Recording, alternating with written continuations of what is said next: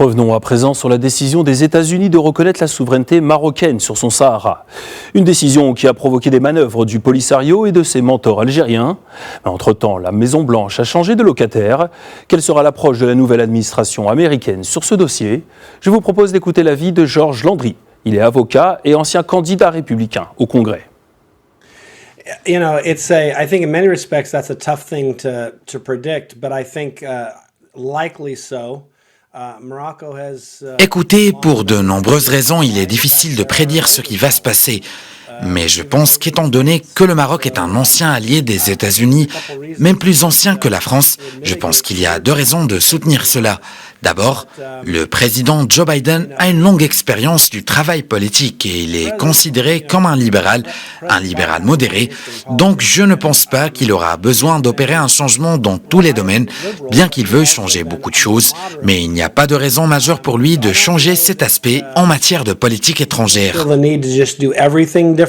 He certainly, wants to do many things different. But I don't know there's a compelling reason for him to do this. J'espère vraiment savoir exactement qui sont les conseillers de Joe Biden à la Maison-Blanche, car je vois qu'ils auront un rôle décisif dans sa gestion et dans la prise de décision. And I'm not a, truly a liberal in the sense. So for me, I'm hoping the more moderate. Je ne suis pas vraiment un libéral, alors j'espère que le côté le plus modéré se manifestera chez le président Joe Biden. De plus, il existe de nombreux autres facteurs qui montrent que même si l'on n'aime pas l'ancien président, il faut avouer que ce qu'il a fait quant à la reconnaissance de la marocanité du Sahara n'était pas une erreur. D'ailleurs, même si le président Biden voulait expliquer à ses électeurs pourquoi il soutiendrait une décision prise par Donald Trump, il leur dirait qu'il avait raison sur cette question. Je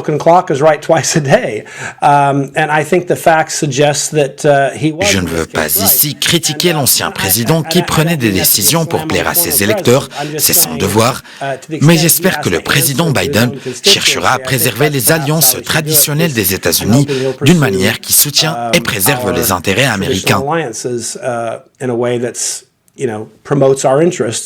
Cependant, l'une de mes préoccupations est que les conseillers de Biden jouent un rôle plus important dans la gestion des affaires, un aspect qui compliquerait la donne, celle de savoir qui prend les décisions. Et si Joe Biden a le dernier mot en ce qui concerne ce dossier, ce que j'espère, la tentative de l'Algérie de renverser la situation ne va pas aboutir.